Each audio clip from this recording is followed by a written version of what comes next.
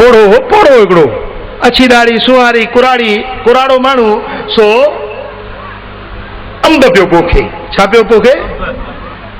बादशाह पंहिंजे वज़ीर सूदो अचे लंघियो, वज़ीर चयो कुराड़ो केॾो लालची आहे, हाणे मरण कंदी आयो आहे, ॾाढी अची थी वियसि, पोड़ो ज़ईफ़, हथ ॾकनि था, हाणे हींअर अंब थो पोखे पियो, इहे कॾहिं अंब ठहंदा, कॾहिं तयारु थींदा, कॾहिं मेवा झलींदा जो हे खाईंदो। बादशाह घोड़े था लथो, कुराड़ा छा थो करीं? चइसि वण थो पोखियां। जे तूं एतिरो जहिड़ो हूंदे जो इहे चकियूं हींअर पोखियूं त इहे वण वॾा थींदा, वरी उन्हनि जो मेवो तूं खाईंदे।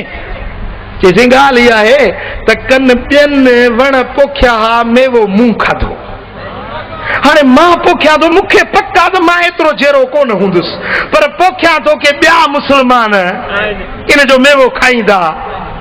मां पंहिंजे लाइ नथो पोखियां, पर ॿियनि जे लाइ पोखियां थो त कंहिं ॿिए मुस्लमान खाधो मन रब मूं ते राज़ी थिए। बादशाह खे हिन जी ॻाल्हि ॾाढी वणी, बादशाह खे अब हेॾे तवजो कयो, बादशाह खे हिन जी ॻाल्हि ॾाढी वणी। बादशाह 1000 रुपया कढी ॾिनोसि इनाम में, तुंहिंजी सुठी सोच आहे जो ॿियनि जे भलाई जे लाइ सोचियो अथई, 1000 रुपया ॾिनईसि। त कुराड़ो टहक ॾेई खिलियो। कुराड़ा छो थो खिली?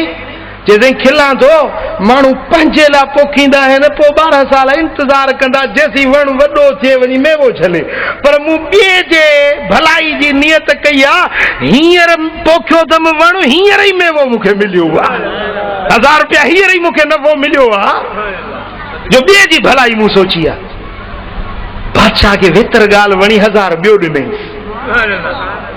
त कुराड़ो वधीक वरी टहक ॾेई खिलण लॻो। जे कुराड़ा हाणे छो थो खिली?